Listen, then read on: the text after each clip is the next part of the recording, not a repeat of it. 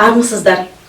Бүгін ең соңғы бөлме холдың, яғни тұрғын бөлменің құрылыс әрлеу жұмыстары мен интерьерлік дизайнын қалай жасағанымды және соңында қалай болып шыққанын сіздерге көрсетемін. Міне, үйді осындай халде, яғни черновой ремонт күйінде қалдырып кетті құрылысшылар. Қабырғалары тек сылақпен тұр. Ұстасаң, ұн сияқты әппақ болып төгіліп тұр. Демек, ең әуелі қабырғаларға грунт жағып шығамын, сосын сапасы жақсы бояумен бояп шығамын. Бұл кірпіш қабырғаны енді жақсылап тазалап, бетіне лак жағып шығамын. Ал мына ағаштардан терезеге жақтау жасаймын. Қазір бұларды майлап жатырмын.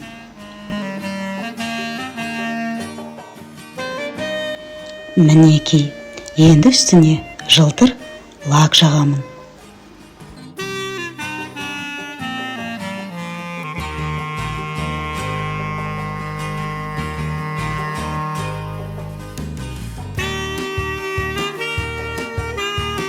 Мына ескі консольға аяқ жасадым. Енді бұны басқа түске бояймын. Ал қалай болып шыққан, кейін осы бейне жазбаның аяғында көрсетемін. Бұл консольдің үстінде телевизор тұратын болады. Сосын көресіздер. Ал мына ескі диванды тастамадым.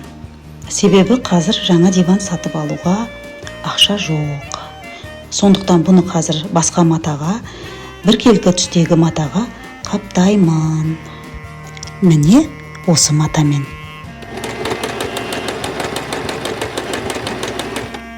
Мінеки, жаңарып қалды. Креслоларды да қаптап жіберейін. Біреуін күлгін түспен қаптаймын, ал екіншісін ақ түспен қаптаймын.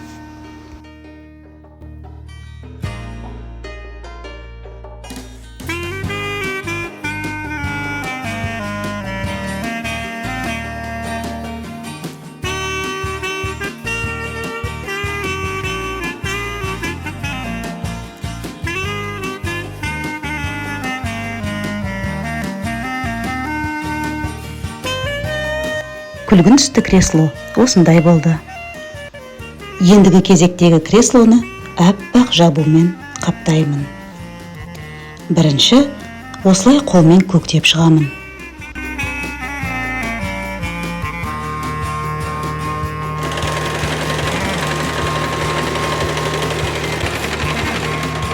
Қаптайын. Ал мына матадан сүйеніп отыруға арналған жастықшалар жасаймын. Жастықшаларым әдемі көрінуі үшін үстіне осындай этно өрнектер сызамын.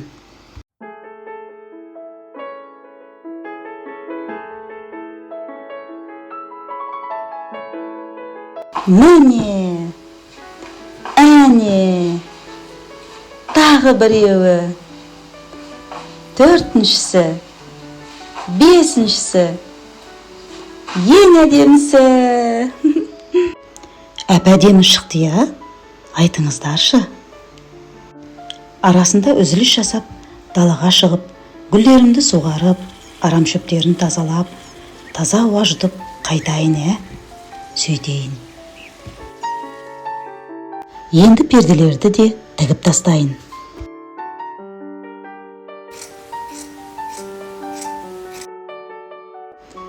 Әдемі болу үшін шашақтарын да жасап қояйын.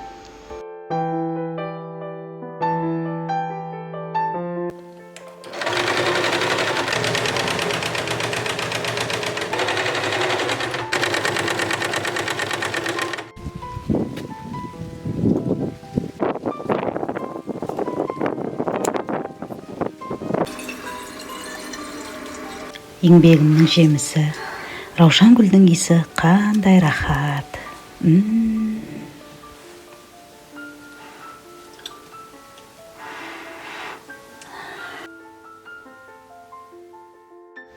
Қой, кеш болды. Қалған жұмысты енді таңертең жалғастырайын. Дем алайын. Шаршадым ғой. Мынау ескі кілем. Бұны жақсылап жуып тазаладым. Бірақ бетіндегі бояу төгілген жерлеріндегі дақтары кетпей қалды. Сол үшін бұл кілемді де қаптаймын. Бұның үстіне де өрнек сызамын. Ерінбе жаным деп өзімді жұбатып қоям арасында.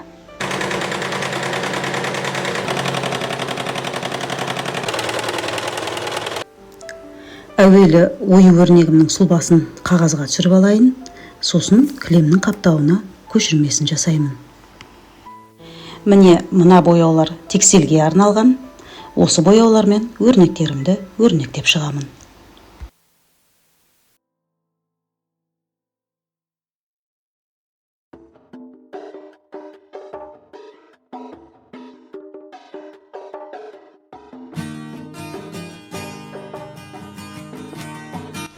Мен ою өрнек сызып отырмын.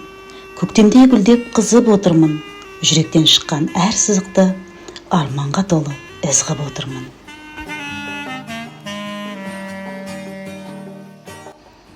Жарқын түстермен түрленді менің әлемім. Қиялыммен кестеледім әр өрнегін. Жанымның нұры төгіліп ақ матаға, түрлі түсті бояулармен жайнап кетті кілемім. Деп шумақтап қояйын арасында.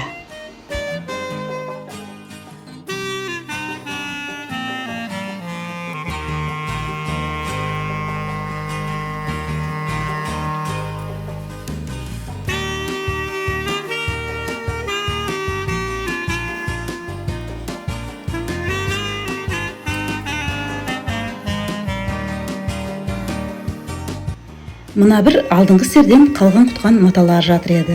Бұларда құр жатпасын. Диванға арнап дизайнерлік кішкене жасықшалар жасап тастайын. Бұл үйде ысырапқа жол жоқ. Мынандай үш ағаш кестіріп алып келдім. Міне. Бұл мынандай үш аяқ болады. Үш аяқ қылып қоямыз.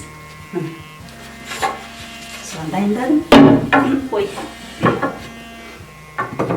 Сосын мынандай ағаштарды, бұны өзім кесіп дайындадым, бұны өзім кесіп, наждачкалап, бұлай ортасына тұрады. Мынандай краскадан босаған шелекті алдым. Міне. Бұның жан жағын қырқып, жоғар жағын торшер жасаймын, бұлай. Бұлай үш аяқты қоямын. Ой! Үш аяқты бұлай қоямын. Сосын мынадан бұлай істеймін. Торшер шығады. Қазір жақсылап тазалап дайындаймын. Істайық дайындадым. Төбесіне осыны қоямын. Осылардың жиынтығынан әдемі торшер жасаймын.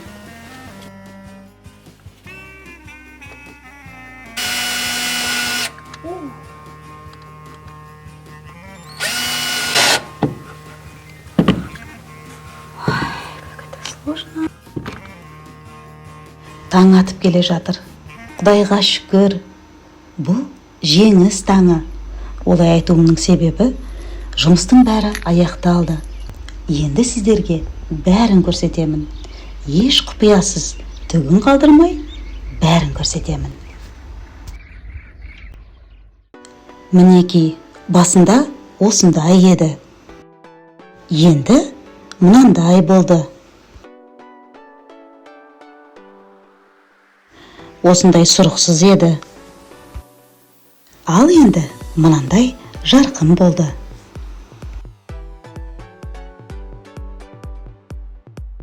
Мынандай бір түрлі еді. Еңбегімнің арқасында жайнап кетті.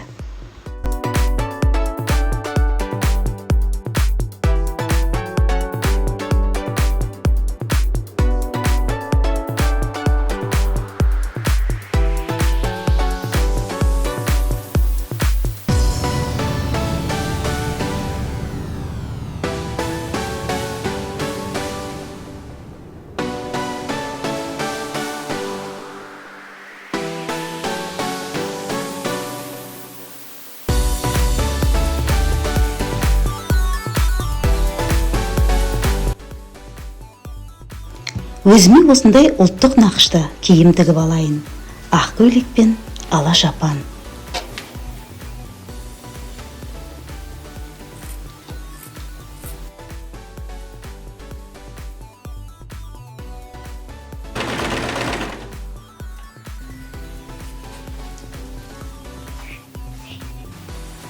Құдай қаласа осыдан өзіме әдемі шапан тігіп аламын.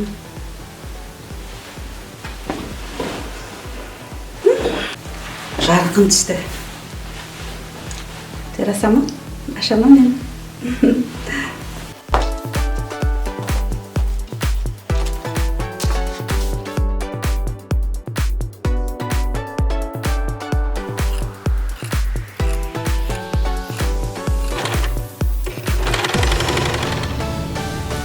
Армысыздар.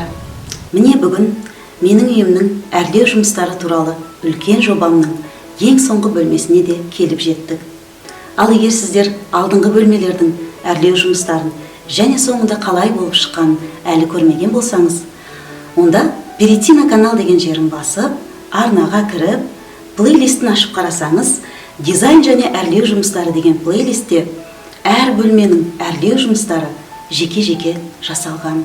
Кіреберіс, дәліз, санузел, қызымның бөлмесі, ұлымның бөлмесі, асхана және өзімнің жатын бөлмем. Барлық бөлмелердің әрлеу жұмыстарын жалғыз өзім жасадым, махаббатпен жасадым, бюджетке қарай жасадым. Яғни аз бюджет болғандықтан барлық бөлмелердегі көптеген заттарды өз қолыммен жасауға тура келді.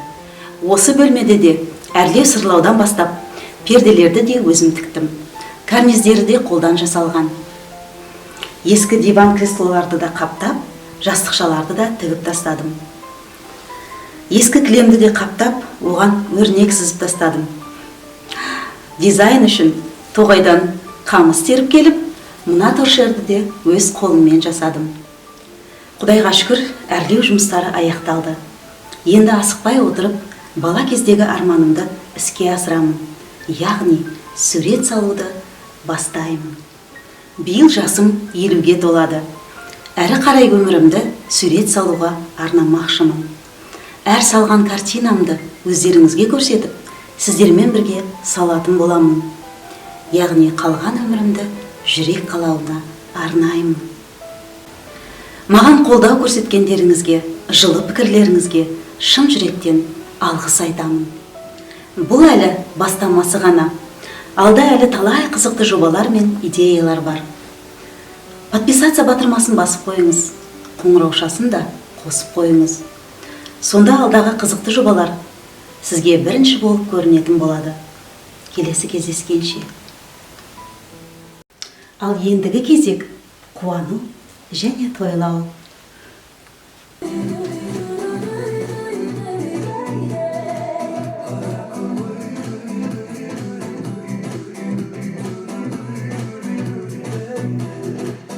Бақытты әжіміздегі қазақтың туғаны үшін қара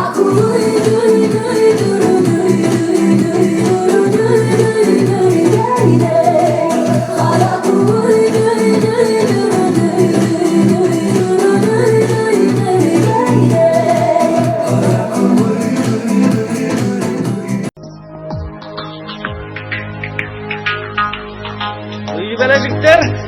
Kızlar kimdir şimdi Kızlar. Hey bere. Oy belecikler hadi.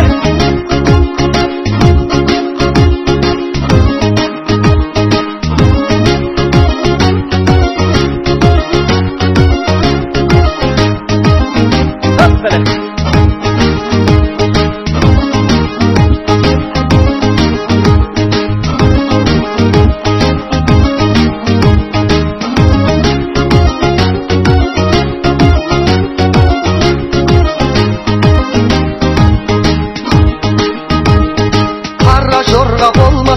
Beyдің сәні келер ме, қос етек көйлек кимесе, қыздың сәні келе ме?